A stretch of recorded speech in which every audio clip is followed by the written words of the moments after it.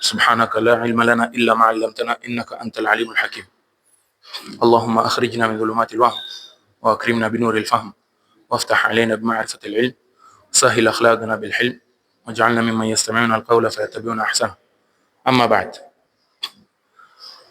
baada ya kumshukuru Mwenyezi Mungu na kumtakia rehma na amani bwana mtume sallallahu alaihi wa alihi wasallam, alhamdulillah, mshukuru tena kwa fursa kama hii kutukusanya Allah jalla jalalu katika moja ya nyumba zake kwa lengo la kukumbushana baadhi ya mambo yanayofungamana na dini yake, kwa lengo la kukumbushana masaili yanayofungamana na ibada zake, kwa lengo la kutaka kujikurubisha kwa Allah jalla jalalu. Umma wetu wa Kiislamu, bwana mtume sallallahu alaihi wa alihi wasallam ametubainishia njia, ametuletea mafunzo, ametueleza namna ya kufanya mambo kutoka kuamka mpaka kulala. Yani mtu akiamka mpaka akilala ameshapangiliwa vipangilio. Mwenyezi Mungu katika Qur'ani akatuambia sisi katika maisha yetu tuna namna ambavyo Mwenyezi Mungu ametupangia tuishi, akwambia laqad kana lakum fi rasulillahi uswatun hasana. Imekuwa kwa hakika, imekuwa kwa bwana mtume sallallahu alaihi wa alihi wasallam ni kielelezo bora, ni kielelezo chema, yani ni kiigizo bora. Sisi kama Waislamu, bwana mtume sallallahu alaihi wa alihi wasallam ndio tunafaa kumfuata, ndio kielelezo chetu. Mtu yote anaishi katika dunia, wanadamu manake tumeumbwa tunaiga ile mazingira yetu. Wanadamu tunaiga mazingira yetu tofauti na viumbe vingine.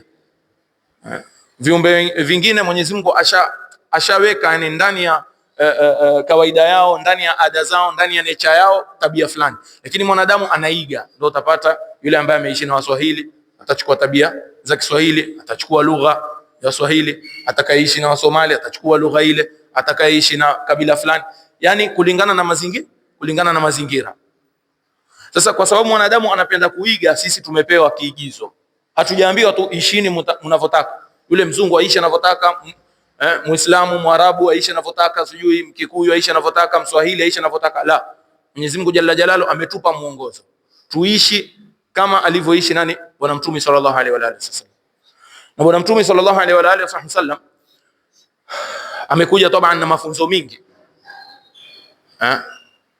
akatuashiria, yani kila kitu ametufundisha, ibada ametufundisha. Na sisi inshallah, yani darasa hili limewekwa khas ni kwa fiqh. Kwa hivyo lazima kwanza tuzungumzie umuhimu wa kuitafuta fiqh, ama umuhimu wa kutafuta elimu. Manake wengi twaswali, manake twasema bora kuswali, sio swala bora. La, uhakika ni kuwa lazima ile swala iwe ni bora, sio bora kuswali. Na kama ingelikuwa bora kuswali, Bwana Mtume sallallahu alaihi wa alihi wasallam angekuwa hana haja ya kutuambia swallu kama raaitumuni usalli. Bwana Mtume amesema sallallahu alaihi wa alihi wasallam, swalini kama mlivyoniona mimi nikifanya nini, nikiswali. Kama ilikuwa hakuna haja ya jambo kama hili, Bwana Mtume angesema tusallu, swalini tu nyinyi. Na pia katika aya imekuja mara nyingi Mwenyezi Mungu akitaja swala hasemi sallu sallu sallu, la, anasema aqimus salata wa aqimus salata wa aqimus salata. Mpaka akiwasifu wale wema asema wal muqimina salata. Sehemu yoyote utaona swala imetajwa ni yule mwenye kusimamisha swala. Hata kwenye hadithi bunia alislamu ala khamsin wa iqamis sala, wa iqamis sala, na kusimamisha swala. Kwa hiyo swala, na si swala pekee yake, ni ibada zote, lakini muhimu zaidi ni swala. Lazima iswaliwe kwa namna fulani, sio tuswali tunavyotaka. Maulama wasema maana ya kusimamisha swala ni iswaliwe kwa time yake, iswaliwe kwa masharti yake, yani masharti yatimie, nguzo zitimie, kutimiza rukuu, kutimiza sijda, sio kuswali tunavyotaka. Katika hadithi imekuja siku moja Bwana Mtume sallallahu alaihi wa alihi wasallam ashaswali, ameketi na maswahaba, mara akaja mmoja mbedui, yani Mwarabu katika Uislamu, lakini ameingia pale akaswali. Alipomaliza akaenda katika kikao cha Bwana Mtume sallallahu alaihi wa alihi wasallam, akatoa salamu. Bwana Mtume sallallahu alaihi wa alihi wasallam akamwambia swali fa innaka lam tusalli, swali tena, maana wewe hujafanya nini? Hujaswali. Sisi Waswahili sema umejipiga na majamvi, sio? Hujaswali, maana swali tena. Akarudi yule akaswali mara ya pili. Alipokuja baada ya kuswali mara ya pili, Bwana Mtume akamwambia tena sallallahu alaihi wa alihi wasallam, swali fa innaka lam tusalli, swali tena, kwa hakika wewe hujafanya nini? Hujaswali. Yule akaenda akaswali mara ya tatu. Fikiria, huyu amerudishwa mara ya tatu. Alipokuja Bwana Mtume bado akamwambia vile vile, swali fa innaka lam tusalli, swali tena, maana wewe bado hujaswali. Basi yule sahaba pale yani tutasema akakata tamaa, akamwambia Rasulullah, yani hii ndio, yani ujuzi wangu umefikia hapa, ujuzi wangu umefikia kikomo hapa, ndo mwisho mimi ninavyo, yani hapa mimi nimefanya bidii yangu yote. Bwana Mtume sallallahu alaihi wa alihi wasallam baada ya hapo akamfundisha swala, akamwambia idha qumta ila salati fakabbir thumma qra ma tayassara min alqur'ani thumma rka' hatta tatma'inna raki'a. Yani Bwana Mtume sallallahu alaihi wa alihi wasallam zile nguzo tuwasikia sisi, nguzo za swala akamfundisha hapa yule sahaba. Hapa itakuja inshallah tukizungumzia nguzo za swala, lakini hapa kuna funzo ama lengo ya kutaja hadithini kuwa sio mtu aje msikitini aswali anavyotaka, asisome Fatiha, kiingia tu kwenye swala Allahu akbar, qul huwallahu ahad, Allahu samad, akirukuu mara apige tahiyatu katika rukue, ama tahiyatu yenyewe haipati, kisha aje atuambie angalau mimi nimekuja kuswali. Takwambia la, wewe swala hujaipata. Na kama ingekuwa inatosha kuswali kwa namna yoyote, Bwana Mtume sallallahu alaihi wa alihi wasallam ingekuwa hakuna haja kumrudisha huyu mtu, ingekuwa hakuna haja kutuambia swali kama raaitumuni usalli.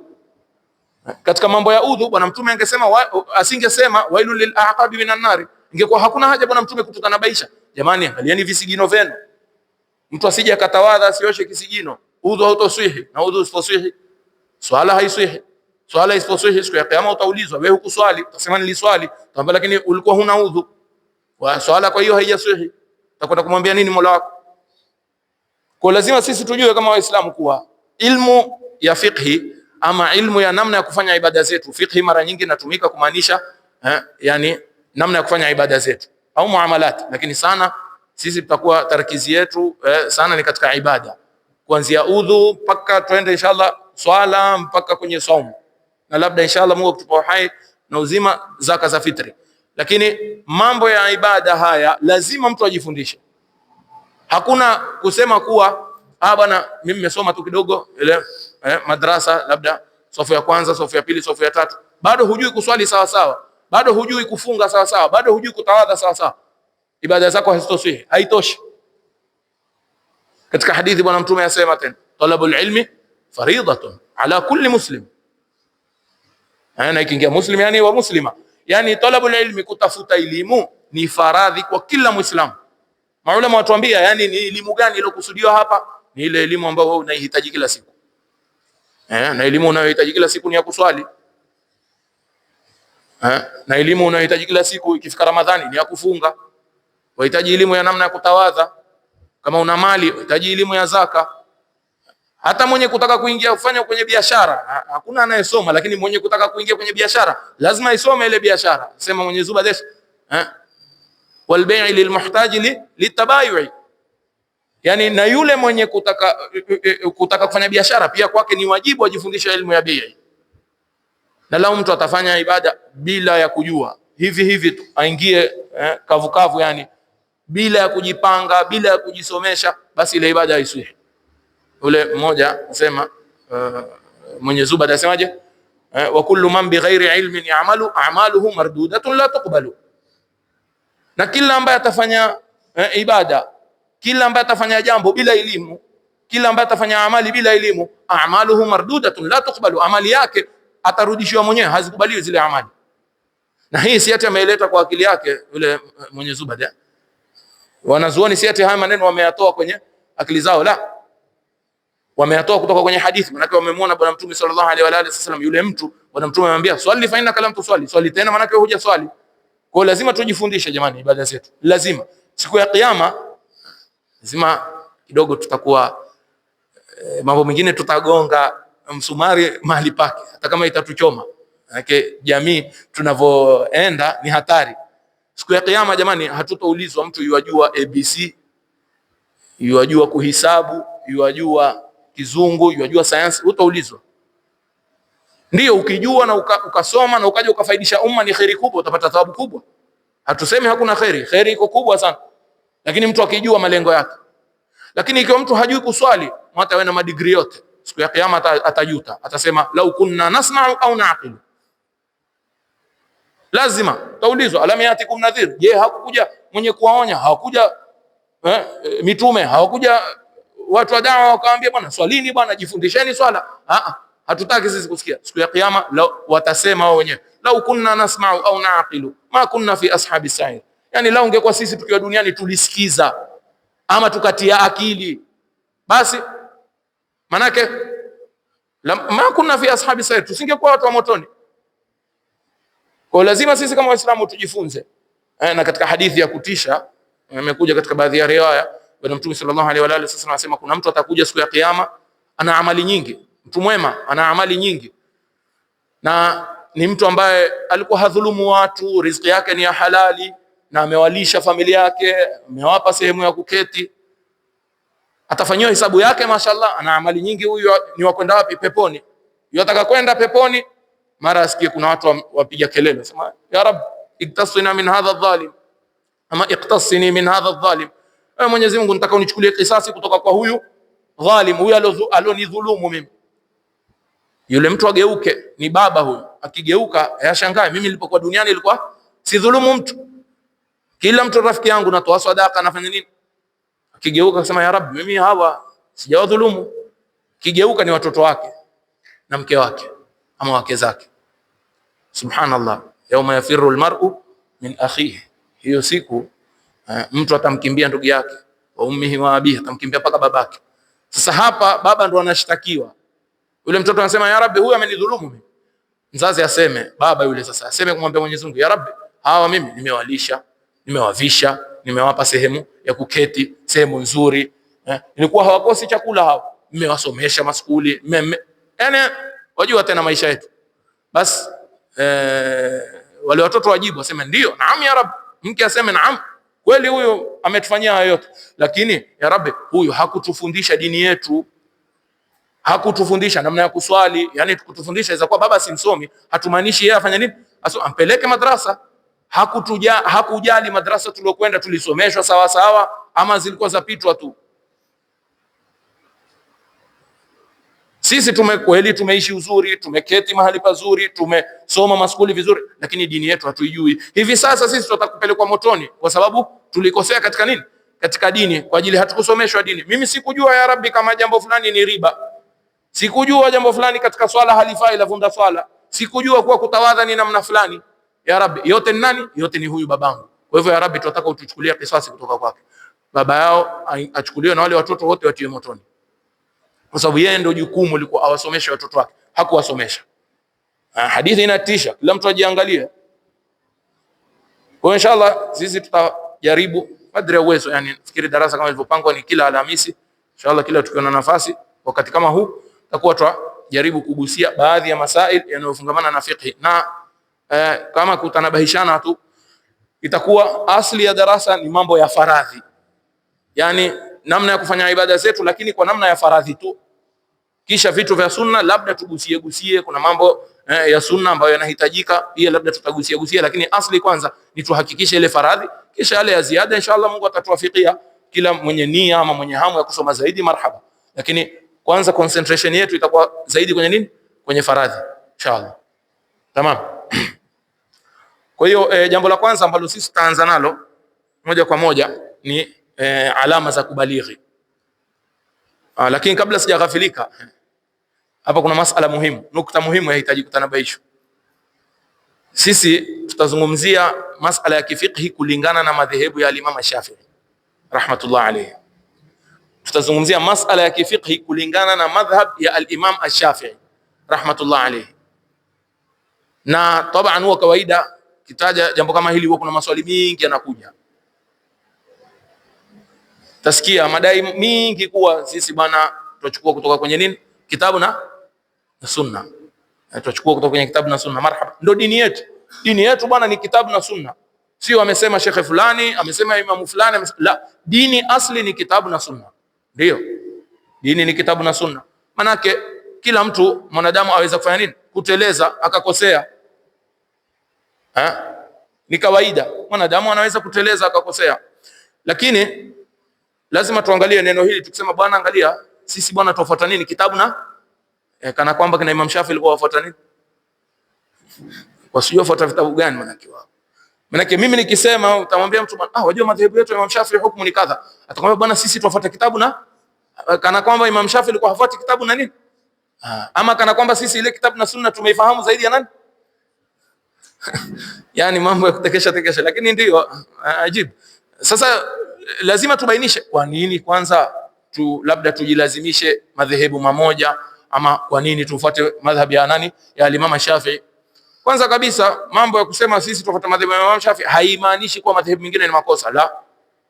Lazima tuweke wazi kabisa, lazima tuwe na insafu. Ndio sisi tujifakhiri kuwa ni wafuasi wa madhehebu ya Imam Shafi, tujifakhiri na madhehebu hayo tuyapenda, lakini pamoja na kuwa tujifakhiri, pamoja kuwa madhehebu haya tuyapenda, pia madhehebu yale yalobakia matatu sisi tuyapenda na tuyaheshimu, na wale maimamu ni maimamu wetu. Imam Abu Hanifa al-Imam al-A'zam ni imamu wetu, ndio hatufuati madhehebu yake, manake huko iliyozoeleka ni madhehebu ya Imam Shafi. Kwa hivyo inakuwa rahisi kufanyia kazi madhehebu ya Imam Shafi. Mtu yote akiwa na swali ni rahisi, kuna mashekhe wengi utawafuata, bwana hukumu ya jambo fulani atakupa kulingana na madhehebu ya Imam Shafi. Sasa kufuata madhehebu ya Abu Hanifa itabidi ungoje watu kutoka Pakistan au vipi shekhe?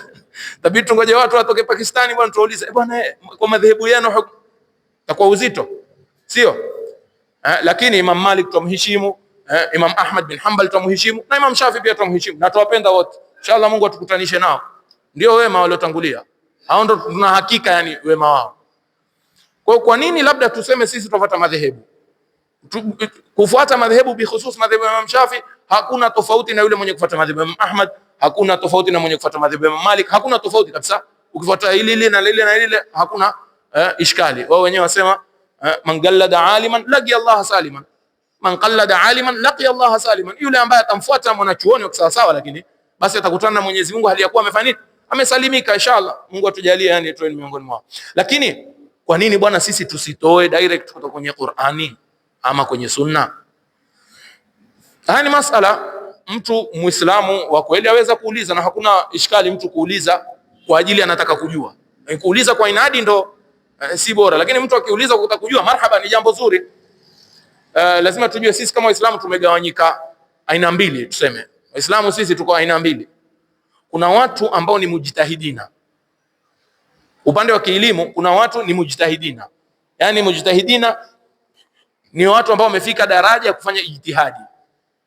Manake ile Qur'ani wanaijua, upande wa aya za hukumu wanazijua zile aya nje ndani kwanza, na hawajui tu aya kwa kufasiri labda Kiswahili sijui, wanajua aya labda imeteremka kwa sababu gani, imeteremka wapi, kama ni nasikhi ama ni mansukhi. Manake kuna aya inakwambia eda la mwanamke ni mwaka mzima, baada aya 2-3 ya kwamba eda la mwanamke ni miezi 4 na siku 10, yule mwanamke aliofiliwa. Mtu ambaye hajui nasikh na mansukhi atashindwa hapa, atasema kumbe Qur'ani inajigonga. Ile aya inakwambia mataan ila alhauli, aya nyingine inakwambia 4 ashhurin wa 10. Lakini yule ambaye amesoma, wale mujtahidina wakasoma wakafika kujua kuwa hii aya ya kwanza iliyokuwa yaashiria eda ni mwaka, ile ikafanywa naskhi, ikafutwa ile hukumu, ikabadilishwa. Mwanzo ilikuwa eda ni mwaka, eda la kufiwa ilikuwa ni mwaka, kisha baadaye kaja ikafanya nini, lau sisi tusingepata maneno ya mujtahidina tukasema bwana sisi tunataka kitabu na sunna peke yake, ingekuwa balaa. Manake tungeona aya hii tukachanganyikiwa, hatujui tufanye nini. Lakini maulama wamefanyia kazi. Kwa hivyo lazima kwanza ile Qur'ani anaijua nje ndani, upande wa ahkam, kisha hadithi. Siku moja Imam Ahmad aliwahi kuulizwa, Imam Ahmad bin Hanbal aliwahi kuulizwa, ya Imam, na huwa kiitwa Imam Ahli Sunna. Imam Ahmad rahmatullah alayhi aliulizwa, ya Imam, mimi ama mtu akihifadhi hadithi ngapi ndo anaweza kutoa fatwa? Yani manake anaweza kutoa fatwa kutoka kwa nafsi yake, asema mimi nasema hukumu ni kadhaa. Imam Ahmad akasema, yani yule muulizaji akamwambia, je, akihifadhi hadithi 100,000? Sijui hapa kuna mtu hifadhi hadithi 100, acha laki nyingi bwana. Hadithi 100 kwa sanadi, lakini tukisema 100 kwa sanadi yani mimi nimepokea kwa shekhe fulani, amepokea kwa shekhe fulani, amepokea shekhe fulani, mpaka kwa bwana mtume sallallahu alaihi wasallam. Kuna mtu ana hadithi kama hiyo? 100 nyingi 10. Imam Ahmad ameulizwa hadithi lake akasema la, akasema haitoshi, hadithi 100,000. Jamani, hadithi 100,000 si mchezo. Ile 40 an-Nawawiyya maarufu, 40 an-Nawawiyya tunaojua, watu ndo wengi utasema labda wamehifadhi ile 40 an-Nawawiyya. Hadithi ni 42 tu, tena pale hajataja sanadi. Zile sanadi yeye mwenyewe amesema mimi nimezifuta zile sanadi kwa ajili ya kufupiliza. Hadithi zile ni 40. Sasa utazifanya mara ngapi? Hata hiyo 40 ukifanya mara 1000 bado hujafika laki. Yeye Imam Ahmad akwambia mwenye kuhifadhi hadithi laki si nini, hastahiki kufanya ijtihadi. Akaulizwa, ya Imam, je, 200,000? Akasema pia. Akasema 300,000. Basi akasema huyo ndio yawezekana, huyo aweza kufanya ijtihadi kutoka nafsi yake. Wao wenyewe wanazuoni wanasema Imam Ahmad takriban amehifadhi hadithi zaidi ya 1,000,000 ndio anafanya ijtihadi. Kwa hivyo hawa ndio watu ambao wanaweza kufanya ijtihadi. Kwa mtu akifika hapa tutamwambia wewe bwana, hufai kufuata mtu mwingine, wafaa kufanya ijtihadi, yani direct wewe wafaa kwenda kwenye Qur'ani na nini na Sunna. Haifai wewe ufuate mtu mwingine kwa sababu una uwezo. Sio kitu chochote maulama wamekhtalifiana, idha ikhtalaftum fi shay farudduhu ila Allah. Mukikhtalifiana katika kitu, nyinyi rudisheni ile jambo kwa nani? Kwa Mwenyezi Mungu. Yani nendeni kwenye kitabu, nendeni kwenye Sunna.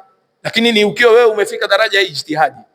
Sasa kama hujafika, tufanyeje sisi ambao hatujafika? Tuangalieni tufanyeje. Bwana Mtume sallallahu alaihi wa alihi wasallam ashatuambia, inna ma shifaa'ul ayyi as-su'al. Jamani, tiba ya kutojua ni nini? Ni kuuliza. Sisi kazi yetu ni kuuliza.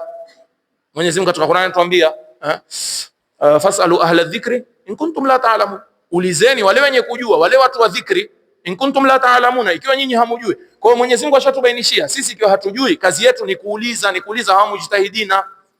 Kwa hivyo tushajua. Sasa mtu mwenyewe anajiangalia, mimi imma ni mujtahid ama si nani, si mujtahid. Nimefika daraja ya ijtihadi au sijafika? Yani mimi kama mzungumzaji na hakika sijafika. Sasa kila mtu ni swali atajijibu mwenyewe. Kama hujafika, basi lazima ufuate mmoja wa wanazuoni. Sasa tu umeridhika na kina Imam Shafi au umeridhika na kina imamu wa etwaje ChatGPT wa siku hizi, ama imamu wa Google, manake utasikia mtu akwambia bwana kitabu na sunna, kitabu na sunna. Ukimpa hadithi akwambia shekhe fulani wa miaka 20 iliyopita amekufa tu miaka 20 iliyopita, akwambia hiyo hadithi si sahihi ama sijui nini. Sasa wewe imekuwa ni kitabu na sunna ama ni shekhe fulani? Bwana shekhe fulani asema jambo alifai, mimi nimekwambia Nawawi asema lafaa. Nawawi amekuja zaidi ya miaka 700 iliyopita, wewe unaniambia shekhe fulani aliyokuja miaka 20 iliyopita. Yani si itakuwa ni wazimu sasa huu? Kwa hiyo kila mtu katika zama zetu, ama si kila mtu astaghfirullah, lakini watu wengi tufuata mashekhe. Watu wengi tufuata nani? Tufuata mashekhe. Sasa sisi watu tunaofuata madhehebu manne tumeridhika na salaf. Hawa ndo salafu wetu. Hawa ndo salafu wetu. Salafu wetu ni watu ambao wameishi wakati ambao Bwana Mtume sallallahu alaihi wa alihi wasallam amesema kuwa wao ndo watu bora. Wale wanaofuata madhehebu manne, wanafuata mfano madhehebu ya Abu Hanifa au Imam Malik kama Imam Shafi, Imam Ahmad, hawa ndo kweli wanafuata salaf. Maana wanafuata watu waliokuja zama zile. Lakini mtu aje afuate mwanachuoni alikuja miaka 25 iliyopita au 30 au miaka hii bado labda yuko hai na zama hizi na ufisadi huu, kisha akwambia ndo yufuata salaf. Salaf jamani, wamekuja kitambo jamani. Salaf si mchezo bwana. Kwa hiyo ndo utaona watu wanafuata madhehebu. Kisha kitu kingine pia mtu uweza kusema jamani, haya madhehebu yamekuja hayakuwa wakati wa Bwana Mtume sallallahu alaihi wa alihi wasallam. Ndio ni katika mambo ya kusikitisha kama nilivyosema. Nafikiri shida inatokana na kutosoma. Kuna somo huwa lasomeshwa katika baadhi ya sehemu laitwa tarikhu tashrii. Somo laitwa tarikh at-tashrii, yani tarikhi ya sheria hizi fiqh mpaka ikatufikia kwa namna ambayo tunao sasa. Sisi madrasa zetu huku utaona mara nyingi yule mtoto labda ataanza mabadi, sio? Kisha kutoka mabadi labda atakwenda safina ama risala, kisha sasa yani manake mpaka imetufikia sisi imekuaje? Utaelezwa ile tarikhi. Utaona wakati wa maswahaba ilikuwa kuna maswahaba khas wa kutoa fatwa. Kulikuwa na maswahaba khas wa kutoa fatwa. Sio kila sahaba alikuwa yeye anasema tu Bwana Mtume amesema hivi, Bwana Mtume amesema. Paka baina yao maswahaba utaona kuna watu walikuwa wakimfuata Saidina Umar wakimuuliza maswali. Sasa ilikuwa kuna haja gani wamfuate Saidina Umar? Ilikuwa waseme bwana niambie Mtume amesema nini, usinipe hukumu ya jambo. Siku moja aliketi sahaba mmoja na Saidina Muawiya kama sijakosea. Mmoja akasema kuhusu masala, yakazungumzwa pale masala, yule sahaba akasema bwana Mtume sallallahu alaihi wa alihi wasallam amesema kadha. Saidina Muawiya akamwambia mimi nimemsikia ima Saidina Abubakar ama Saidina Umar amesema kadha. Yani kana kwamba ukiangalia dhahiri yake ni kama ati inapingana na nani? Na bwana Mtume sallallahu alaihi wa alihi wasallam. Basi yule sahaba mwingine akamwambia mimi nakwambia Mtume sallallahu alaihi wa alihi wasallam amesema kadha, wewe unaniambia Abubakar na Umar. Basi yule Saidina Muawiya akamjibu akamwambia huyu Saidina Abubakar na Saidina Umar wanaifahamu Qur'ani kuliko mimi na wewe. Wanamfahamu Mtume sallallahu alaihi wa alihi wasallam kuliko mimi na wewe. Na hivyo hivyo sisi tunasema vile vile, bwana hawa maimamu wanaifahamu Qur'ani na hadithi na sunna kuliko mimi na wewe kwa urahisi. Kisha pia jambo jingine kuhusiana na madhehebu, manake kama wanavyosema mara nyingine baadhi ya ndugu zetu wanasema kuwa hawa maimamu wanakosea. Kweli wanakosea, ni wanadamu, lazima tuwe na insafu lazima tukubali jambo hili. Ni wao ni wanadamu wanakosea, lakini katika mambo ambayo sijui hawajui kabisa ama wanajifanya hawajui ni kuwa haya madhehebu si mtu mmoja. Mimi nitazungumzia madhehebu yetu ya Imam Shafi. Madhehebu mengine siyajui sana. Nitazungumzia madhehebu yetu ya Imam Shafi. Mfano madhehebu yetu ya Imam Shafi si ati ni Imam Shafi amesema jambo kisha tukalitukua kana kwamba ni maneno ya bwana Mtume sallallahu alaihi wasallam. La. Madhehebu ya Imam Shafi jamani yamepitia utasema kama marahil ama stage karibu 7 ama 6. Manake kila stage kuna wanazuoni tena wakubwa. Imam Shafi yeye mwenyewe ana wanafunzi. Sisi tuna vitabu vya wanafunzi wake Imam Shafi. Na wamekhtalifiana wao wanafunzi wenyewe katika baadhi ya mambo wamefanya wamekhtalifiana. Wanafunzi tuwajua na yani wanajulikana wamezaliwa lini, wamekufa lini, wamesoma miaka mingapi, vitabu vyao mpaka leo viko. Mfano al-Imam al-Buwaiti, Mungu amrehemu, al-Imam al-Buwaiti alikuwa mwanafunzi wa Imam Shafi na yeye ndo alokuja akasomesha madhehebu yake zaidi. Al-Imam al-Muzani, Rabi', Imam Ahmad mwenyewe ni katika wanafunzi wa Imam Shafi, ndio ni katika wanafunzi wa kitambo, yani wa mwanzo hao ambao tumewataja, yani mfano al-Imam al-Buwaiti katika wanafunzi wa baadaye, al-Imam al-Muzani katika wanafunzi wa baadaye. Kisha hawa kuna walokuja baada yao kama kina al-Imam al-Juwaini, kina Ashirazi, kinaitwaje Abu Ishaq al-Isfaraini. Hawa wote sasa hii daraja ya 3, kumbuka pale wanafunzi wake wamezidi 20. Sasa wanafunzi maana Imam al-Buwaiti atakuwa na wanafunzi wake, al-Imam al-Muzani ana wanafunzi wake, huyu ana wanafunzi wake. Sasa lau ukahisabu sisi tukaanza kutaja wale maulama wanaojulikana tu kuwa wanafuata madhehebu ya Imam Shafi utashangaa. Yani tukianza kurudi nyuma kutoka zama zetu mfano tukianza kurudi hapa karibu labda tutaweza kusema nani? Al-Imam al-Bajuri wamekuja kabla ya miaka 200. Al-Imam al-Bajuri amekuja kama takriban miaka 200 pamoja na Sharawani, lakini Bajuri ndo maarufu ndio maana tumemtaja. Kabla yake kuna baadhi ya maulama watukufu walioishi Maka, wengine wameishi Masri. Ibn Hajar, sio Ibn Hajar yule mwenye hadithi. Ibn Hajar mwenye hadithi tutamtaja pia, lakini Ibn Hajar huyu ni Ibn Hajar wa fiqh sana maarufu, aitwa Ibn Hajar al-Haytami. Yeye naye alikuwa na al-Imam ar-Ramli. Kabla yake kulikuwa na babake al-Imam ar-Ramli. Kabla yake kuna Sheikhul Islam Zakaria al-Ansari. Kabla yake kuna Ibn Hajar. Sasa huyu mwenye hadithi maarufu Ibn Hajar al-Asqalani, huyu pia wewe fikiria akiandikwa pale jina lake Ahmad Ibn Hajar al-Asqalani al-Masri ash-Shafi'i.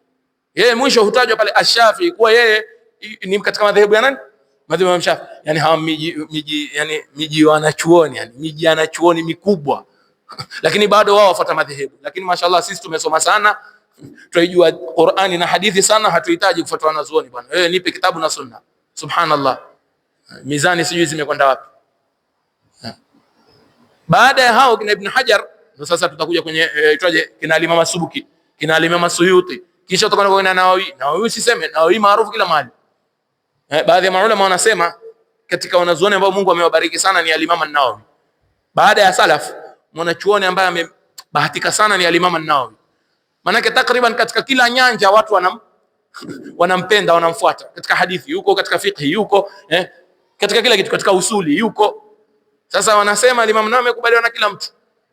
Katika ahlus sunna kila mtu yampenda al-Imam an-Nawawi isipokuwa man shadha fi an-nar, isipokuwa yani wale ambao wamepondoka sana, lakini kila mtu yampenda al-Imam an-Nawawi. Huyu al-Imam an-Nawawi utaona al-Imam an-Nawawi ash-Shafi'i, mwanachuoni wa Kishafi. Sasa mimi na Imam Nawawi nani msomi sana? Yani manake Mimi nimeona makosa ya Imam Shafi, lakini yeye Imam hakuyaona. Subhanal Khaliq. Kwa hiyo kufuata haya madhehebu sio kuwa tumefuata mtu mmoja, tumefuata jeshi la nani?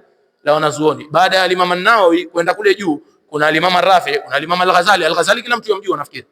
Imam al-Ghazali karibu kila mtu yamjua. Baada ya kina Imam al-Ghazali kuna Imam al-Juwayni shekhe lake. Baada ya hapo Imam Shirazi, tukaenda mpaka tukaribia kina Imam Shafi. Kwa hivyo waweza kutaja wanazuoni hata 50, 60, 70 mpaka 100 kwa kichwa tu haraka haraka. Hawa wote bwana walikuwa wakifuata madhhabu ya Imam Shafi. Na sio walikuja wakachukua maneno ya Imam Shafi wakasema hii ni haki kana kwamba mtume amesema sallallahu alaihi wa sallam. La, kuna mambo wamemkhalifu Imam Shafi. Kuna baadhi ya mambo wamemkhalifu, wakaona la, hapa dalili ndio ina nini? Ina nguvu. Maana utasikia mtu akwambia Imam Shafi asemaje? In sahha alhadithu fahuwa madhhabi. Ikiswihi hadithi basi hiyo ndo madhehebu yangu. Yani manake weka maneno yangu kando, chukua maneno ya bwana mtume sallallahu alaihi wa sallam. Imam Nawawi asema haya maneno ilikuwa hayasemi kwa watu kama sisi. Ilikuwa hayasemi kwa kila mtu bwana. Haya maneno yalikuwa yanasemwa kwa wanazuoni. Yani Al-Imam Shafi akizungumza haya anazungumza mbele ya wanafunzi vigogo kama kina nani? Kina Imam Ahmad bin Hanbal. Au kimwambia Imam Ahmad bin Hanbal in sahha alhadith fa huwa madhhabi, ni haki pale umwambia vile, maana yake amehifadhi hadithi zaidi ya 500 sasa. Lakini ukiniambia mimi in sahha alhadith, mimi mwenyewe ukiniambia in sahha alhadith mpaka niingie Google kwanza. Je, bwana hii hadithi ni sahihi? Labda kuna maneno tafsiri yake sifahamu, wale walioko kwenye sanadi siwajui, ilmu ya hadithi yenyewe imepungua. Kwa hiyo tukisikia ati hadithi bwana ikiswihi, hiyo ndo madhehebu yangu, ama maneno yangu yakipingana na maneno ya bwana mtume, wekeni maneno yangu kando, mpaka uangalie kwa uzuri yale maneno vipi kweli yamegongana na bwana mtume sallallahu alaihi wa sallam ama hayajagongana na maneno ya bwana mtume. Ndio maana ukaona sehemu kama hizi sisi tufuata madhehebu ya Imam Shafi. Kwa hakuna haraj, hakuna ishkali, imezoeleka kwa ittifaqi ya wanazuoni tangu zama hizo. Watu wameshikana na madhehebu. Na hakuna makosa kabisa. Na kama tulivyosema hakuna makosa mtu kufuata madhehebu ya Imam Shafi wala kufuata madhehebu ya Imam Ahmad wala. Lakini mara nyingine watu huuliza je, katika masala naweza kufuata madhehebu ya Imam Shafi hapa, huku nifuate madhehebu ya Imam Ahmad, huku nifuate madhehebu ya Imam Malik? Ndio, hakuna makosa kama tulivyosema. Wewe unaweza kuchagua. Mimi bwana katika mambo ya zaka namfuata nani? Imam Shafi. Katika mambo ya saum nafuata Imam Malik. Labda amerahisisha, utajua mwenyewe. Katika masala ya hija mfano nafuata Imam Abu Hanifa. Kisha katika masala ya swala niko na Imam wetu Imam Shafi. Waweza kuamua, hakuna neno. Lakini tu muhimu uhakikishe kuwa usichanganye kwa namna ambayo lau tukirudi kwa haya madhehebu yote ibada yako haiswihi. Tutatoa mfano inshallah. Tutatoa mfano na inshallah tukifika pia katika mambo yanayotangua udhu tutaukariri mfano inshallah. Ni mfano ambao ni mzuri na ni rahisi. Mfano sisi katika madhehebu yetu tunajua kumgusa mwanamke, ukimgusa tu mwanamke ambaye ni ajnabia, udhu umefanya nini? Umetanguka kwa kusudi, kwa bahati mbaya, yani kwa shahwa, sio kwa shahwa. Moja kwa moja udhu umefanya nini? Au lamastumun nisa, au kumgusa mwanamke. Marhaba. Sawa. Lakini tunajua vile vile Imam Malik akwambia la, mpaka umguse kwa matamanio. Marhaba. Hakuna kesi kabisa. Mtu anaweza kusema bwana mimi nafuata nani? Imam Malik, tukwambia hakuna kesi, ni imamu si imamu. Inafaa ama haifai? Marhaba. Baada ya muda yule mtu labda akatokwa na damu, tuseme. Labda akatokwa na nini? Damu. Afadhali mfano huu tupige kwa Imam Abi Hanifa. Yeye akasema mimi nafuata Imam Abi Hanifa. Maana Imam Abi Hanifa la mastumun nisa, yeye amefanya ni kumuingilia kamwe, hata ukimgusa haitangui udhu. Akwambia Imam Abu Hanifa ukimuingilia mkeo ndo udhu wafanya nini? Watanguka. Subhanallah, amerahisisha sana. Sasa mtu atasema bwana mimi nimemgusa tu udhu hauja. Takwambia sawa, umemfuata Imam Abu Hanifa rahmatullah alayhi, sawa. Lakini Imam Abu Hanifa pia akwambia ukitokwa na damu udhu umefanya nini? Umetanguka. Angalia sasa. Madhehebu yetu ukitokwa na damu udhu haujatanguka. Madhehebu yetu ukitokwa na damu udhu haujatanguka. Lakini madhehebu ya Abu Hanifa udhu umefanya nini? Sasa tutakwambia, utaona huyu mtu mwisho ataswali. Yeye amegusa mwanamke na ametokwa na damu. Tutamwambia sasa swala yake haiswihi. Sio kwa Imam Malik, sio kwa Imam Shafi, wala kwa nani? Kwa Abu Hanifa. Kwa sababu gani? Imam Shafi akwambia uligusa mwanamke udhu wako ukatanguka. Imam Abu Hanifa akwambia wewe ulitokwa na damu udhu wako ukafanya nini? Ukatanguka. Kwa hiyo wewe huna udhu. Sasa umeswali kwa madhehebu gani? Kwa wanazuoni wote itakuwa hauna nini? Hauna udhu. Sio kama hapa tumefahamia. Sasa kuunganisha ama kuchanganya kwa namna hii inaitwa talfiq. Hii inaitwa talfiq yani Kiarabu ama kielimu. Ukichanganya haya mambo kwa namna kama hii haifai. Waweza kuchanganya lakini kwa namna ambayo angalau wewe una uhakika kwa mmoja wa hawa maimamu ibada imefanya nini? Imeswihi. Kwa sababu gani? Tumesema ikiwa wewe ni mujtahid ufai kufuata hawa maimamu. Ikiwa wewe umefika daraja ya kufanya ijtihadi, hatukuangalia, hatukupimi na vipimo vya hawa maimamu. Wewe umefika kama wao. Yani manake ukidai kwa umefika kama wao. Lakini kufika kama wao jamani si mchezo bwana. Kufika kama wao si mchezo. Wao wenyewe wanasema kufika kama wao kufasiri tu Qur'ani, sio hata kufika kwa ni mujtahid. Kufasiri tu Qur'ani, wafakuwa na elimu 12 za lugha. Hizo elimu ukiambia tu tuzitaje hizo 12 za lugha labda hatuzijui. Kuzitaja tu, je kuzijua? Kwa hiyo mtu kusema kuwa amefika daraja ya ijtihadi sawa, kullun yad'i waslan bilaila. Kila mtu yeye wadai tu amefika katika daraja ya ijtihadi. Umefika sawa sawa. Lakini kama hatujafika lazima tufuate mmoja wa hawa maimamu. Utachagua wewe mwenyewe. Sawa, tafuata yule imamu unayemtaka ili yani angalau ibada isihi kwa mmoja wa hawa maimamu. Kwa hiyo inshallah nafikiri ishabainika. Sisi kila tukitaja masala itakuwa tuzungumzia madhehebu yetu ya Imam Shafi'i. Isipokuwa kuna baadhi ya masaili labda tutatanabahisha ambayo kuna dharura ya kufuata madhehebu mengine, marhaba. Tukifika sehemu hizo tutataja. Lakini generally ama yani kijumla itakuwa sisi tufuata madhehebu ya Imam Shafi'i na tushabainisha sababu. Itakuwa hakuna haja tena baadaye kila wakati kusema sababu ya kufuata madhehebu ni kadha na kadha. Wala sisi kuanzia sasa tunajua. Na huku kwetu madamu madhehebu ni yanayofuatwa yaliyochukua zaidi ni madhehebu ya Imam Shafi'i, hakuna kesi mtu afuate madhehebu ya Imam Shafi'i. Ndio baadhi ya watu ndugu zetu Wahindi misikiti yao wanafuata madhehebu ya Imam al-A'zam Abi Hanifa rahmatullah alayhi, hakuna makosa. Wao wafuate madhehebu yao ni sawa kabisa. Na hapa pia yani jamani lazima tuwe na insafu kama nilivyosema. Mfano kama mambo ya bismillah hafai kuwa ya kesi, au mfano mambo ya kunut. Wao wamekwenda msikiti hawapigi kunut, hakuna kesi, amefuata madhehebu ya Abi Hanifa, alhamdulillah. Si ati watu khalifu ama umekwenda msikiti watu wameweka mikono chini, manake hawaweki mikono hapa. Madhehebu ya Imam Malik hakuna kesi kabisa. Lakini subhanallah, yani wanadamu ndio hivyo ni kathira aljidal wa kathiru alikhtilaf. Sisi yoyote ambaye kidogo ametukhalifu sehemu fulani tutapenda kumhisabu kama si wetu. La, yoyote katika madhehebu manne, yoyote mwenye kufuata moja haya madhehebu manne ni wetu na tumpenda, na kama tunavyopenda maimamu wetu tunapenda pia maimamu wao. Tamam. Kwa jambo la kwanza ama yani sehemu ya kwanza ambayo tutazungumzia, fikiri time ndio hiyo tu. Tutazungumzia ni alama za kubalighi. Direct sisi tutaingia kwenye alama za kubalighi. Manake kwa kubalighi ndio mtu anaingia katika taklifu. Ndio anakalifishwa sasa na sheria. Kwa baadhi ya maulama utaona katika vitabu vyao vya fiqh wameanza alamatul bulughi, sio? Safina kwambia alamatul bulughi 3. Alama za kubalighi takriban wanazozitaja sana maulama ni 3. Hizo ndo ambazo tuseme zatokea sana, ndio maana zazungumziwa zaidi. Kwa hiyo kwanza kabisa kubalighi ama kukalifishwa na sheria ni mtu abalighi na awe ana akili. Ikipungua moja mtu huyu hakalifishwi na sheria. Yani hatumwambii lazima aswali. Hatumwambia anapata madhambi akiacha swala. Mfano mtoto mdogo hajabalighi, ikiwa hajabalighi tutamwambia hata akiacha swala hapati dhambi. Ndio mzazi atamuamrisha, itakuja wakati gani mzazi anamwamrisha mtoto aitwaje kuswali, itakuja inshallah. Lakini lau akiacha swala haambiwi kuwa lazima aikidhi. Lakini mtu mzima miaka 17, 18, miaka 30 akiacha swala lazima alipe zile swala. Hata kama ameziacha kwa miaka 5 anasema yeye alikuwa wakati wa jahiliya, sio? Haina neno wakati wa jahiliya, wakati wa nini? Lazima azilipe zile swala hata kama miaka 5. Ndio sheria. Tena madhehebu yote manne lazima mtu alipe zile swala. Lakini ikiwa ni mtoto mdogo tumwambia la, wewe bado hujafanya nini? Hujakalifishwa. Na vile vile mtu mwenye wazimu, majununi, mtu mwenye wazimu tumwambia yeye hajakalifishwa na sheria. Baadaye hata akija kipoa, akipata katibiwa akapoa, tumwambia ile miaka ambayo amekuwa na wazimu hafanyi nini? Hawajibishwi kukidhi zile swala, labda ama kama ni saum ama halazimishwi. Tuko pamoja? Kwa hivyo hii ndo hadi ya kufika kwenye taklifu. Kwa hiyo tukisema alama za kubalighi, maana tunasema alama za kubalighi, lakini sharti ya kukalifishwa na sheria ni awe amebalighi na awe ana akili. Haya mambo mawili lazima yapatikane. Tamam. Kwa hiyo alama za kubalighi wenyewe wasema wanazuoni kwanza ni kutimiza miaka 15.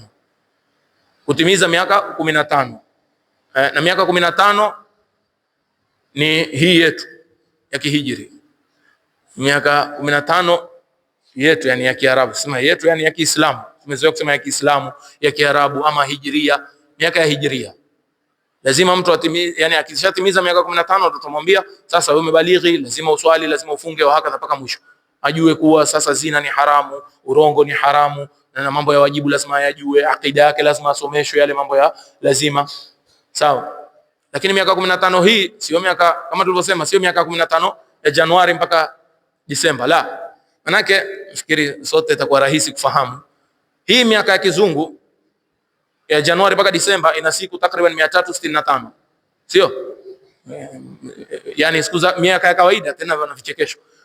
Miaka mitatu ni siku 365, sio? Kisha kuna ile mwaka ile inaitwa leap year, sio? Ina miaka 366. Khair. Almuhim, utapata miaka yetu sasa ya kihijri ina siku ngapi? Takriban ina siku 355. Takriban 55 au 54. Yani manake tofauti baina ya miaka hijria na miaka ile mingine ni takriban kila mwaka kuna tofauti kama siku 11. 10. Manake ya hijri imepungua. Manake utapata yani ndio maana hata utaona kama Ramadhani ndo utasema kama standard, yani kila mtu yajua Ramadhani. Utasema Ramadhani yazidi kuja yaja nyuma. Sisi tukiwa wadogo hata tunashangaa kwa nini yaja nyuma. Lakini alafu baadaye wafahamu kuwa aslan kila mwaka wa Kiislamu unavyoenda, yani mwaka mmoja huu wa kizungu kwetu huwa tayari tushaenda mwaka na siku 10 au mwaka na siku 11. Sasa ishkali iko wapi kwa kufuata kalenda hii ya kizungu? Ukifuata hii kalenda ya kizungu, shida ni kuwa yule mtoto manake kawaida miaka 30 ya kizungu, miaka yetu ya Kiislamu ama takriban 33, basi yetu inaongezeka mmoja. Yani ikiwa ile ya kizungu imeenda miaka 33, basi ujue yetu itakuwa 34. Maana siku 11 mara 10 mara 30, hiyo takriban ni siku 300. Ukiongeza ile miaka mitatu mingine takriban 330 ama 340. Kwa hiyo miaka 15 ile ya kubaligha ambayo tutasema, ikiwa atafika miaka 15 ya kizungu, yeye hakika katika miaka yetu ya Kiislamu tayari yeye miaka 15 na nusu. Tumeelewana ama hatujaelewana? Si miaka yetu ni mifupi kwa siku 10. Kwa hivyo kila siku kuna siku 10 inaongezeka, siku 10 inaongezeka kila mwaka. Yani mwaka wa kwanza siku 10, mwaka wa pili siku 10, siku ngapi hizo? 20. Mwaka wa tatu 30, mwaka wa 4 40. Tukaenda baada ya miaka 10 siku 100, sio? Baada ya miaka 15 siku 150 takriban. Yani hizi siku 150, siku 150 tayari ni nusu mwaka. Siku 150 tayari ni nusu mwaka, karibu na nusu mwaka, maana miezi 5 hiyo. Sasa yeye anahesabu kwa mimi bado sijafika miaka 15 kwa ajili ya miangalia kalenda ya kizungu. Kumbe kalenda ya Kiarabu tayari ashafika. Na tukisema tayari ashafika, maana alikuwa tayari ashakalifishwa na nini? Na alikuwa haswali. Akija sasa amekuja, bwana mimi leo sijui birthday, kama utasema ni birthday, ndio siku yangu ya kuzaliwa, amefika miaka 15, anamwambia sawa. Lakini ya hijri tayari wewe ulikuwa ushabalighi kwa miezi 5 ama miezi 6 iliyotangulia. Kama ulikuwa hikukosa swala yoyote, lazima uzilipe zile swala. Lazima zile swala azilipe. Bwana miezi yote 5 mimi nilikuwa si swali. Tena sisi ambapo hata hatuna astaghfirullah. Yani Mungu atustiri. Utaona mtoto atapelekwa shule, atapelekwa kila mahali.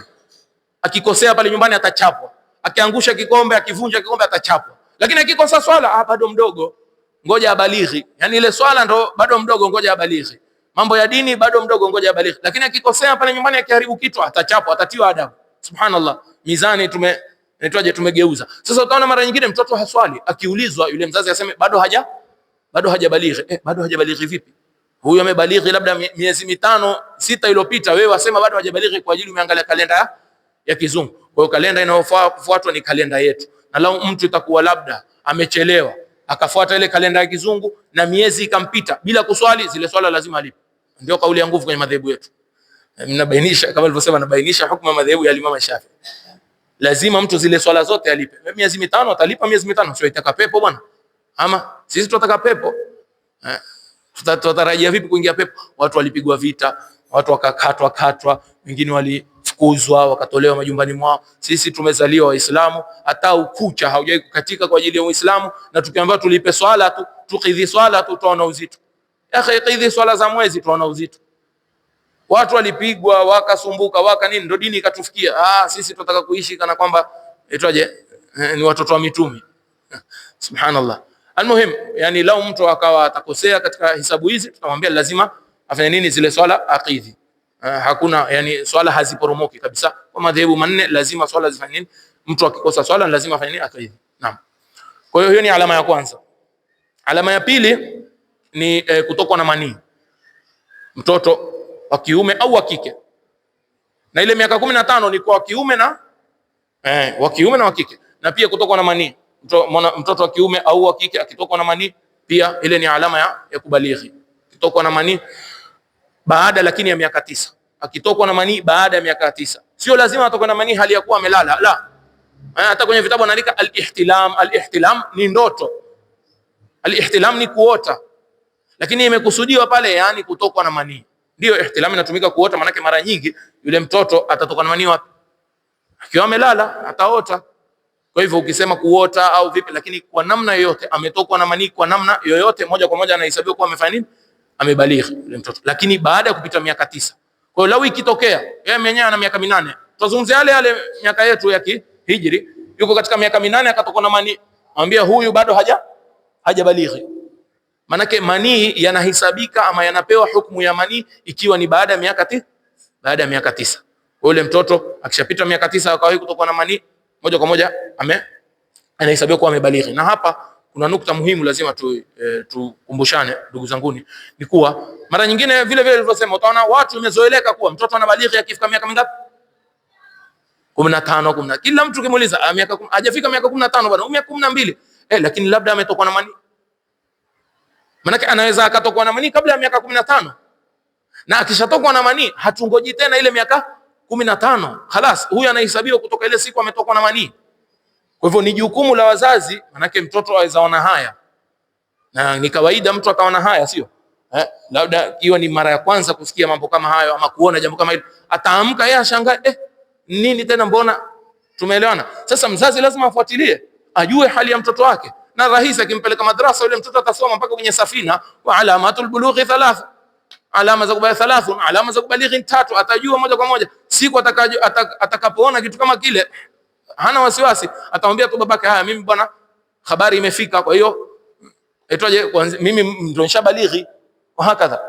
Kwa hiyo lazima sisi kama yani wazazi tufuatilie watoto wetu, tujue hali zao. Wa ila tutaulizwa siku ya kiyama tukifanya machezo. Sisi utaona sasa tukisoma maskuli, zile ripoti za skuli zikija, wazazi wanafuatilia bali insanu ala nafsihi basira, si bishana. Lakini utaona wazazi wanafuatilia, mbona hapa bwana hii maths hajafanya vizuri bwana, mbona hapa English, mbona. Lakini mambo ya kidini ama mambo ya madrasa, mimi sijui kama kuna ustadhi yote hapa ashakupigiwa simu na mzazi, bwana mbona mimi naona mtoto wangu kwenye nahau hafanyi vizuri, kwenye fiqh hafanya vizuri, lakini kwenye nahau naona hafanyi vizuri. Sasa huyo mustakabali wake ni vipi? Future yake itakuwaje? Hakuna mtu mwenye kuuliza. Lakini kule skuli bwana akifeli English ni lugha tu yake lakini akifeli ati sasa mustakabali wake utakuwa vipi? Future yake itakuwa vipi? Sasa English na future mwavina afadhali ile maths utasema hajui kuhesabu na nini labda yani, lakini sasa Allah yain. Falmuhim, mzazi lazima afuatilie kama ambavyo sisi tuna hamu na future ama yani mustakabali wa watoto wetu wa hapa duniani, lazima tuwe na hamu na akhira yao, na ndio muhimu zaidi na ndio jambo la uhakika. Yani mimi labda sasa hivi naweza kutoka hapa pale, inna lillahi wa inna ilaihi rajiun, nimekufa. Yale yote ambayo nimeyatanguliza ya hapa duniani, labda nimekwenda nimefanya biashara, nimepata mapesa, nimefanya nini, hainifaidishi ikiwa sijatoa sadaka, hainifaidishi ikiwa sijafanya khairi. Masomo yote niliyosoma kama sikufaidisha umma na yale masomo, baada ya kufa yote yamekatika, kuna faida kabisa. Tutake tusitake, sisi ni Waislamu, sisi tunaitakidi kuwa baada ya kufa kuna uhai wa aina yake, kuna uhai wa barzakh na kuna akhera na kuna hisabu. Lakini yule ambaye hapa duniani amefanya mambo ambayo yatamfaidisha kule kwenye akhera, ameswali ataona natija kule, amefunga amehifadhi Qur'ani, amefanya da'wa, ataona natija kule. Lakini yule ambaye hajafanya baadaye kule, alafu asende kutafuta nyumba, Manake kama vile hapa duniani kuna nyumba zako mwenyewe, kila mtu apigania nyumba za hapa, lakini zile raka 12 ambazo Bwana Mtume amesema kuwa kuna nyumba kule pembeni, hakuna ambaye wasipigania. Kuna wasiwasi bwana, wata kina fulani na faltani, watu wa tablighi ndo wa nini. Jamani, sije tukaenda kule kwa sisi hapa walikuwa tuwatezea wale watu wa tablighi. Wale watu wa tablighi wao kila kitu tu Mungu ndo mfanyaji. Mungu ndo mfanyaji, manake kule hakuna limanil mulku al-yawm, hakuna mtu mwingine, ni Allah jalla jalal. Kwa sisi lazima jamani, itoje priority zetu ama aulawiyati zetu tuziweke mahali pake. Haya, ili jambo mimi nitakuwa na kariri sana ili tukumbushane jamani, sisi tuna majukumu hapa duniani. Hatukuletwa tu tuishi kisha tufe alafu ati maisha yamekwisha. La, tutaulizwa. Wewe ulipanga vipi akhera yako? Mtoto wako huyu akhera yake ulimpangia nini? Ulikuwa nadhara yako kwake na akhera yake ilikuwa nini? Mimi sijali hata alikuwa ni vipi. Bali katika mambo ya kusikitisha utapata mtu labda amesoma upande wa dini, lakini hataki, hata hana hamu na mtoto wake asome mambo ya dini. Subhanallah, katika mambo ya kusikitisha. Maana yeye adhani kuwa alipata hasara. Mmesoma dini, mimi nimepata shida, mimi maisha yangu mmepata kadhaa, mmepata taabu. Utaona mtoto wake wampeleka huko maskuli. Jamani, ifahamike, sisemi kuwa yale hayafai au hayana maana, lakini haya ya dini yana maana zaidi. Angalau yale mambo ya faradhi mtoto ayajue. Almuhim, turudi katika alama zetu za kubalighi. Kimalizia afa. Jambo la tatu ama alama ya tatu ya kubalighi ni kutokwa na damu ya hedhi. Ni mwanamke kuanza kutokwa. Sasa hii ni khas kwa mtoto wa kike. Akitokwa na ada yake, akianza kutokwa na ada yake, pale atakapotokwa nayo tu moja kwa moja baada ya miaka 9 vile vile. Baada ya miaka 9 vile vile atahukumiwa kuwa yule mwanamke amefanya nini? Amebalighi. Kwa hivyo hizi ni alama tatu. Ndio alama kuu utasema za kubalighi. Kuna alama nyingine wanazuoni wasema hata kama yule mtoto hajatokwa na ada yake, lau akapata akaweza kubeba mimba, labda kama ameolewa mtoto kwa mtoto, inawezekana, sio yani shida kabisa. Akapata inaitwaje mimba, pia ile ni katika alama, lakini hizi ni alama ambazo ni nadra kutokea kwa umri kama ule. Kwa hivyo sana wanaangalia hizi ama wanataja hizi alama tatu. Kisha sasa maulama wanasema sasa huyu mtoto ashabalighi, hukumu yake nini ama ni vipi? Kwanza kabisa ni jukumu la mzazi kumsomesha mtoto mambo yote ya wajibu. Ni wajibu kwa wazazi, ama tuseme wajibu kwa wali wake. Maana ikiwa baba mfano hayuko, amefariki au amepotea, hajulikani, amesafiri, sijui, basi ni jukumu la babu, wali yule aliyoko. Ikiwa babu hayuko, ammi, wa hakadha, itaenda mpaka mawali wote wakiisha, tutasema haya, hakuna mawali sasa, sio? Jukumu laenda kwa kadhi ama ni hakim. Hizi hapa Kenya kazi ya kadhi kutangaza mwezi na nini sijui, mambo ya ndoa na mambo ya mirathi basi. Lakini kisheria kadhi ana jukumu hili pia. Kama hakuna kadhi wa kisheria, yani kwenda baadhi ya nchi hakuna kadhi, maskini, ndo basi yule mtoto wake vile, la, jukumu ni la mayasiri almuslimina, jukumu ni la wale matajiri wa Kiislamu, jukumu ni la matajiri wa Kiislamu. Tuko pamoja? Jukumu la kuwasomesha hao watoto ni la matajiri wa Kiislamu. Haiendi bure tukasema atikuwa shauri zao wale, manake huku tutaita machokora, labda maskini, sio? Mtoto labda familia yake, babake amekufa, mamake amekufa, ni yatima, hana mtu kumsomesha. Hatuachi hivi na si hisani ati tumfanyia, manake kumsomesha si ati tumemfanyia hisani, ni jukumu. Tuelewane, ni jukumu. Wale matajiri wa Kiislamu ni wajibu wao, kama anajua kuna mtoto sehemu fulani hawezi kusomeshwa, hana chakula, amsomeshe, amlishe. Kama vile ambavyo ni wajibu tuwalishe, pia ni wajibu pia wasomeshwe, na sio wasomeshwe skuli ABC, la, wasomeshwe sheria yao. Basi ukishamaliza wewe kuwasomesha elimu ya wajibu, basi mwache sasa aendelee na maisha yake, kama atafanya biashara na nini, lakini ni wajibu asomeshwe kama hivi tulivyosema. Baba, ikiwa baba hayuko, babu, ikiwa hayuko, ammi, iende hivi mawali mpaka mwisho, iende kwa kadhi. Ikiwa hakuna kadhi, basi jukumu linarudi kwa wale matajiri wa Kiislamu. Lazima baina ya Waislamu kuna matajiri, hata hapa msikitini wako basi ni jukumu lao. Tuko pamoja? Kwa hiyo hawa watoto hawafai kuachwa tu hivi, wanafaa kufuatiliwa, wafundishwe dini yao kwa uchache. Na tukisema ni wajibu kwa wazazi, ikiwa yule mzazi amesoma, atamsomesha mwenyewe, na utapata ndo raha ya kupata mzazi ambaye amesoma. Yani wale wanazuoni ambao sisi tumewataja takriban wote utasikia kwanza alisoma kwa babake. Kwanza alisoma kwa babake. Huyu mwenye Safina, kitabu mmekitaja sana, Safinatun Najah, amesoma kwa babake. Takriban Qur'ani tajwidi amesoma kwa babake. Al-Imam As-Subki tumemtaja pia, nafikiri tulipokuwa tutaja maulama wa madhhabu ya Imam Shafi'i. Al-Imam As-Subki amesoma kwa babake. Manake babake itoje Tajuddin As-Subki, yeye Taqiyuddin As-Subki, wote ni wasomi. Wote ni wasomi tena daraja ya juu sana sana sana. Amesoma kwa babake Al-Imam As-Subki. Aitwaje Al-Imam Al-Ghazali hakusoma kwa babake, lakini babake alikuwa apenda sana wanazuoni. Alikuwa apenda wanazuoni ajabu babake. Al-Imam An-Nawawi babake alikuwa si msomi, lakini alikuwa apenda wanazuoni ajabu. Maana yake yani anamtukua mtoto wake anampeleka kwa wanazuoni. Al-Imam Al-Ghazali babake alikuwa hana hana elimu na nini, lakini alikuwa apenda wanazuoni na akipenda wenye kutoa mawaidha, watu wa waadhi. Mpaka ikawa na mambo Mwenyezi Mungu, ya Rab, nijalie katika watoto wangu kuna mwanachuoni na kuwe na mmoja wa kutoa nini waadhi, na akapata watoto wawili. Al-Imam Al-Ghazali, Muhammad Al-Ghazali ndio huyu Hujjatul Islami, na ndugu yake akiitwa Ahmad Al-Ghazali, Al-Imam Ahmad Al-Ghazali. Yule Al-Imam Ahmad Al-Ghazali alikuwa yani wao wenyewe wasema yeye ndio alikuwa wali, mtu wa waadhi, akitoa waadhi watu wanalia, watu wana nini, mtu wa kashfu. Al-Imam Al-Ghazali alikuwa upande wa elimu sana, yani mpaka wanatoa visa yani kadhaa kuwa huyu Imam Ahmad Al-Ghazali ambaye ni ndugu yake Al-Imam Al-Ghazali mara nyingine alikuwa haswali nyuma ya Imam Al-Ghazali. Mpaka Imam Al-Ghazali ili likimkera sana, sema huyu vipi, mimi faqihi, mimi msomi, lakini huyu haswali nyuma yangu, watu wataona kama ambaye kuna mzozo baina yetu. Lakini subhanallah, yule siku moja asema mimi siku moja nimeswali nyuma yako, katikati ya swala mmekuona wewe mzima ni damu, yani una damu na damu ni najisi, na swala kwetu madhehebu yetu ikiwa yule imamu ana najisi swala isiwe nyuma yake, basi mimi nikakukhalifu nikaswali kivyangu. Imam Ghazali akamwambia hiyo siku mimi nilikuwa niko katika swala, yakaja masala ya hedhi yakanishughulisha. Kwa hivyo si ati ilikuwa na damu, lakini subhanallah Mungu amekufungulia wewe. Mwana Mtume anasema ittaqi firasatal mu'min fa innahu yanzuru bi nurillah. Sema ogopa ile firasa, ile nadhari ya mu'min wa sawa sawa, yeye kwa hakika anaangalia kwa nuru ya Mwenyezi Mungu. Mara nyingine anaweza kuona mambo ambayo watu wengine hawaoni. Wa hakika. Falmuhim, hizi ndo alama za kubalighi na wajibu kwa wazazi kwa watoto. Yule mzazi amsomeshe kama tulivyosema, ikiwa yeye si msomi mzazi, kwa tumefika hapa, ikiwa mzazi si msomi basi ampeleke kwa msomi.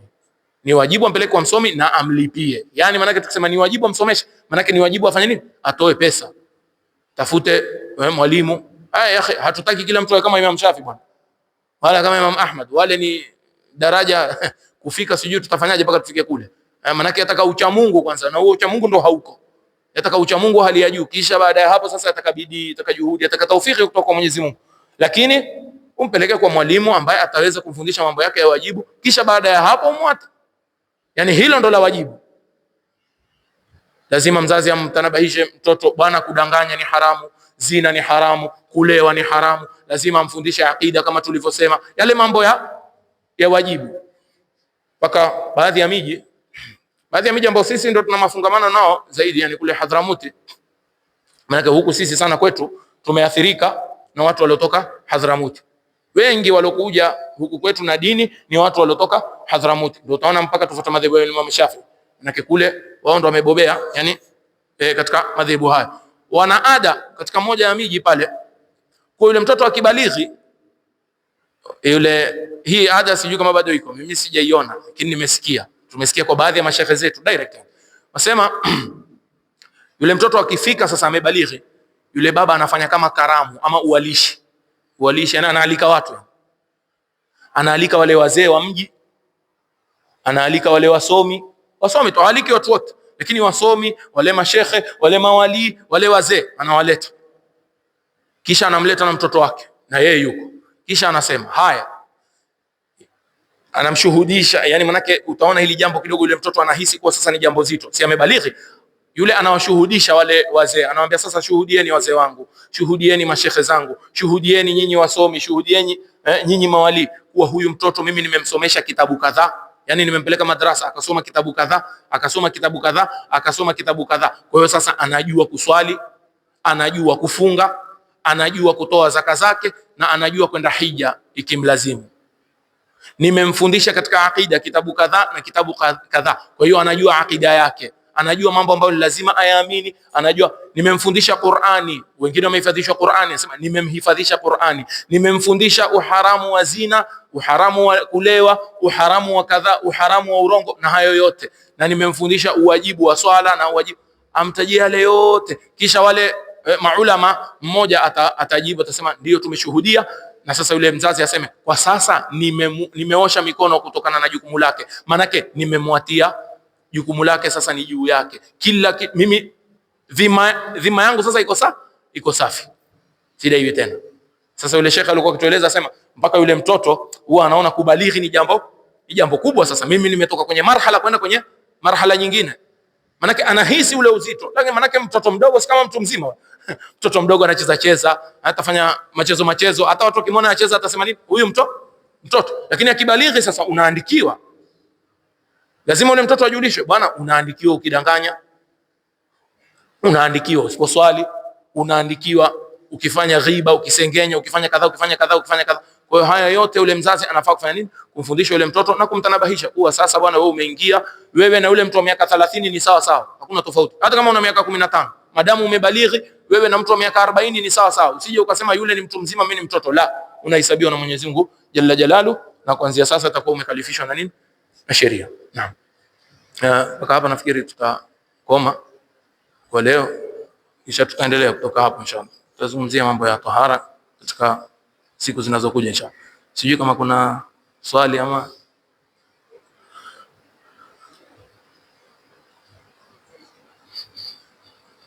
naam, hakuna. Sawa, funga darasa. Sawa inshallah. Mwenyezi Mungu ajalie min alladhina yastami'una alqawla fayattabi'una ahsana. Allahumma arina alhaqqa haqqan warzuqna ittiba'a wa arina albatila batilan warzuqna ijtinaba. صلى الله على سيدنا محمد النبي الأمي وعلى آله وصحبه وسلم. الحمد لله رب العالمين. سبحان ربك رب العزة عما يصفون وسلام على المرسلين والحمد لله رب العالمين.